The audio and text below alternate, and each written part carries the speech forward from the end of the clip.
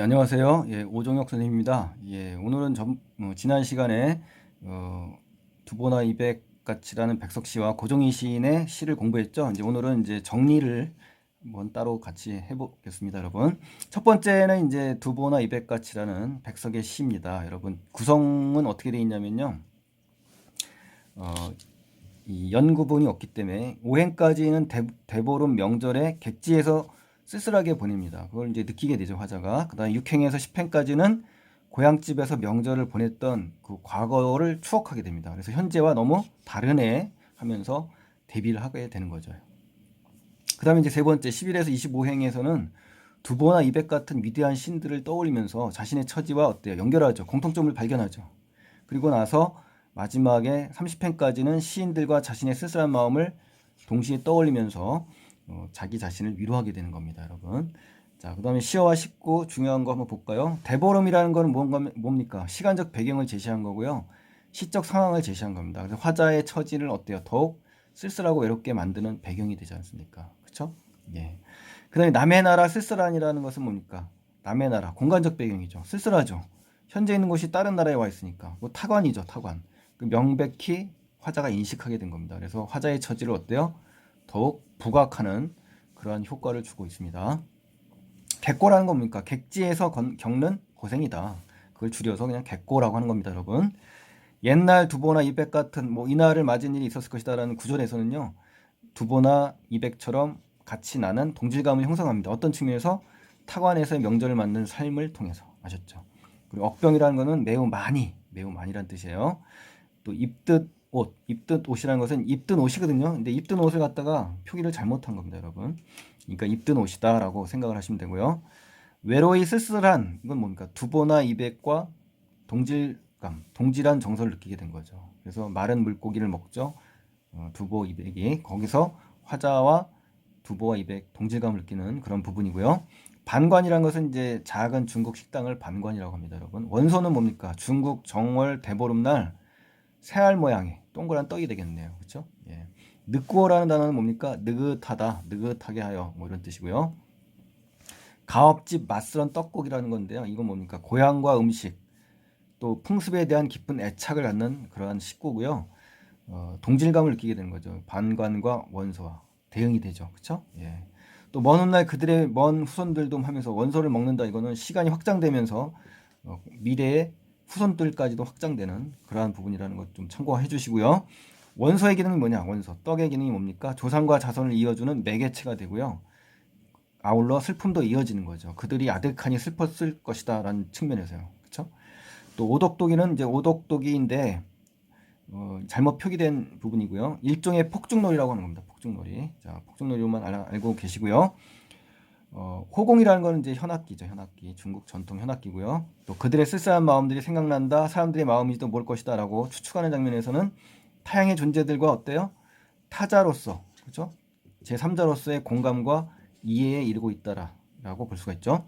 또 예투라는 것은 뭡니까? 쓸쓸함의 정서를 시적 정신과 삶의 격조를 드높인다, 고양한다 이거예요. 드높이는데 관여하는 감정입니다. 그래서 스스로 화자가 어때요? 위로를 받는 겁니다. 아셨죠? 예. 자, 핵심 정리 세 번째는 어떠한 내용이냐면 성격은 굉장히 향토적이고 서경적이고 이 부분은 잘못됐네요. 이 부분은 뺄게요. 예, 주제를 보겠습니다. 주제는 타향에서 느끼는 쓸쓸함이 있고요. 또 정월 대보름 명절을 중국 땅에서 맞이하는 감회를 읊은 시입니다, 여러분. 아셨죠? 예, 1번은 아닙니다, 여러분. 예, 오타가 났어요. 주제는 타향에서 느끼는 쓸쓸함, 그다음에 정월 대보름 명절 중국 땅에서 맞이하는 감회다. 이렇게 기억을 해주시면 되겠고요. 그다음에 두 번째로 표현상 특징을 보면은요. 중국 땅에서 정월 대보름 명절을 맞이합니다. 그래서 화자의 감회를 읊은 거고요. 공간적 배경과 상황을 대비해 가지고 쓸쓸함을 효과적으로 드러냅니다, 여러분. 그래서 타국에서의 명절이 그렇다라는 거고요. 또 상황을 가정했죠, 우리. 오늘 내 집에 있는다면이라는. 그래서 가정에서 시상을 전개합니다. 그래서 과거를 떠올리고 현재와 오늘을 어때요? 대비하고 있죠. 아셨죠?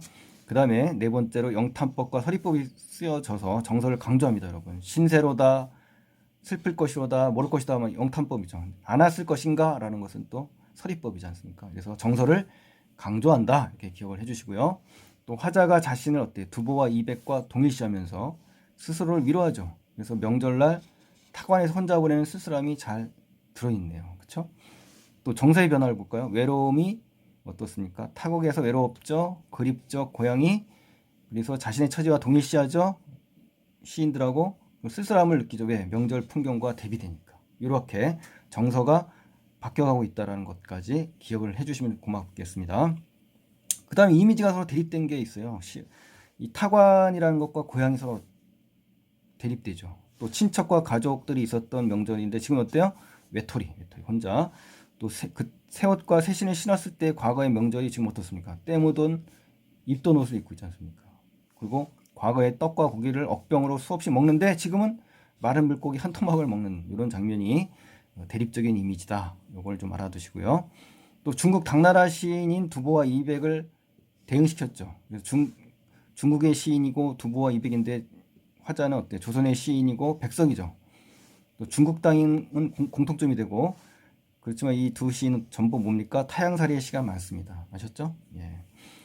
자, 그리고 두 번째 시는 이제 뭡니까? 모든 사라지는 것들의 뒤에 여백을 남긴다. 자, 여백이 중요하다고 그랬죠, 선생님이. 구성을 보면 첫 번째 연에서는 어머니의 무덤가에서 위안을 받습니다. 위안을. 두 번째 연에서는 여백의 의미에 대해서 깨우치게 돼요. 화자가. 그리고 3연에서는 자신의 삶의 태도에 대해서 생각하게 됩니다. 아셨죠? 자, 그렇게 해서 기억을 하시고요. 자, 두 번째는 이제 시와 식구가 굉장히 많은데요. 첫 번째는 이제 무덤에 어머님이 잠드셨죠. 그러니까 어머님이 부재한다는 거죠. 부재. 존재하지 않는다는 거죠. 다시 후생할 수 있는 존재죠. 잠드셨으니까. 깨어난다는 얘기지 않습니까? 또 큰 여백이 있다. 이거 뭡니까? 텅 빈 공간을 큰 여백이라고 하죠. 이건 보다 새로운 의미를 부여한 겁니다. 위안과 평화를 얻는 거죠. 큰 여백의 의미는. 아셨죠? 또 석양 무렵 적송밭 그 여백 아래라는 그 식구를 보면요. 시간 배경, 공간 배경이 동시에 나온 겁니다, 여러분. 그 배경이 제시됐다라고 알아두시고요. 또 서울이라는 단어가 나오냐? 이 서울은 뭡니까? 번잡한 도시잖아요. 화자의 삶의 공간이었단 말입니다. 그러면서 무덤에 와서 어때요? 그러한 번잡한 도시의 그 시끄러운 소리를 어때요? 다 해소하지 않습니까? 또 온갖 잔소리라는 말 나오지 않습니까? 소음과 번뇌, 갈등, 뭐 청각적 심상을 통해서 부정적인 그런 이미지가 담겨져 있지 않습니까? 자, 그리고 방생의 신의 인물 나오죠. 재생의 의미가 있고 은유법이고 공감각적 이미지가 나왔었다 그랬죠. 우리 청각을 시각화한 거. 그 다음에 이제 들 가운데로 흘러라는 말이 나오는데 동적인 이미지죠. 시각적인 이미지가 지금 드러나 있습니다. 그리고 바다가 나오는 건데 바다의 시의 의미는요. 포용과 용서의 이미지입니다, 여러분. 그래서 복잡했던 내면이 어때요? 차분해지는 그러한 시어라고 보면 됩니다. 우리 앞에 서울에서 느꼈던 복잡했던 내면이 여기 와서 차분해지고 있는 거네요. 또 보이지 않는 것이 있거든요. 이게 뭡니까? 소멸되지 않는다는 겁니다, 여러분. 보이지 않는 것은 소멸되지 않는 거예요. 소멸된 게 아니라 또 팽팽한 바람이 메스의 발목을 툭 치며 여기 장면 나왔을 때 아주 표현이 감각적이죠. 이거는 이제 자연물의 조화로운 모습을 통해서 보여주는 거고요. 시각과 촉각이 나온 아주 감각적인 그 시구입니다, 여러분. 꼭 알아두시고요. 의인법을 썼고 음성상징어가 드러났죠. 예, 이렇게 기억을 꼭 해주시고요. 다시 큰 여백을 일으켰다. 큰 여백을 다시 일으켰다는 얘기는 의미 있는 존재로 바뀌었다라는 걸로 해석을 해주시고요. 막막공사는 뭡니까? 적막하고 공벽한 그런 산을 얘기한 겁니다. 알겠죠? 그리고 오라는 부분이 나오면 영탄법이지 않습니까? 감정이 집약되는 부분입니다, 여러분. 아셨죠? 또 모든 사라지는 것들, 우리 제목에도 나왔지만 이거는 뭡니까?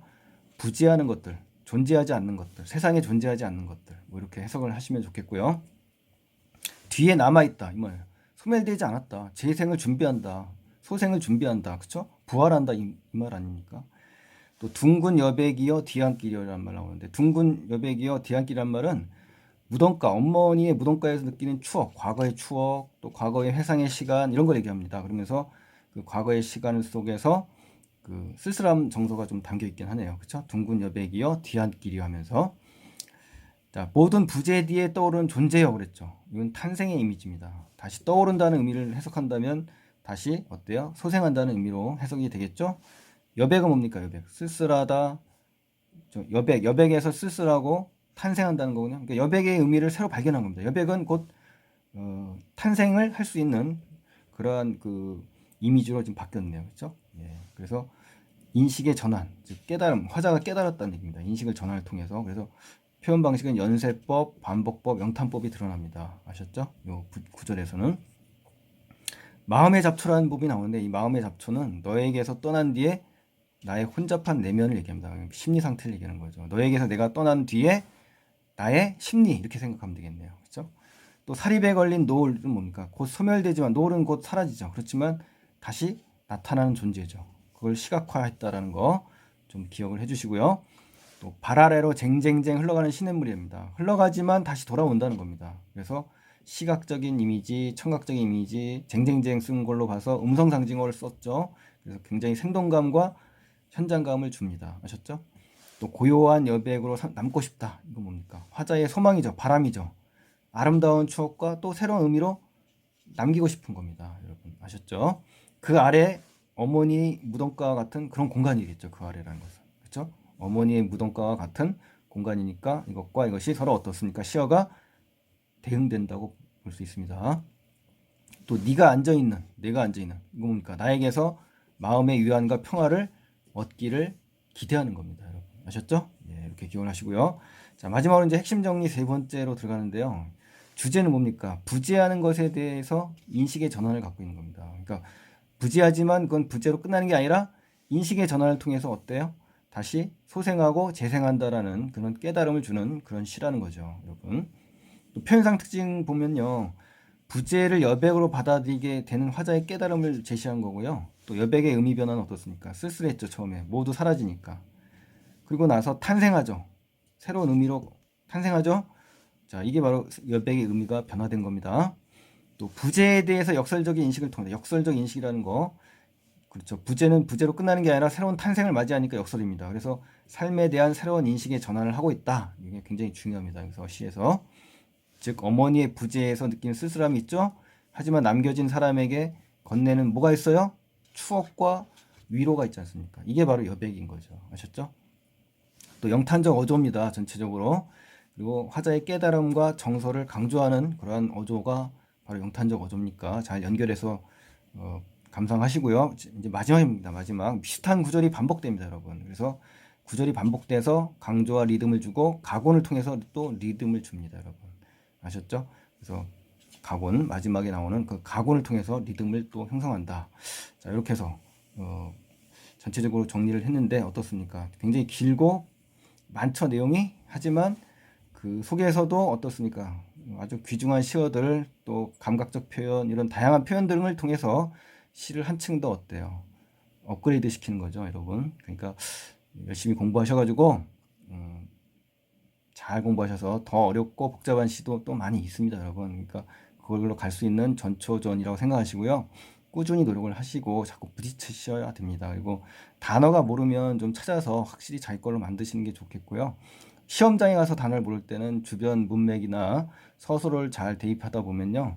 제목과 어울리다 보면 그 단어의 의미가 저절로 나오게 됩니다. 그러니까 여러분 최선을 다하시되 마지막에 또 하실 수 있는 방법도 다르지 않습니까? 그렇게 해서 확실한 공부를 하시길 바랍니다, 여러분. 자, 오늘도 수고 많이 하셨고요. 다음 시간에 뵙겠습니다. 고맙습니다. 감사합니다.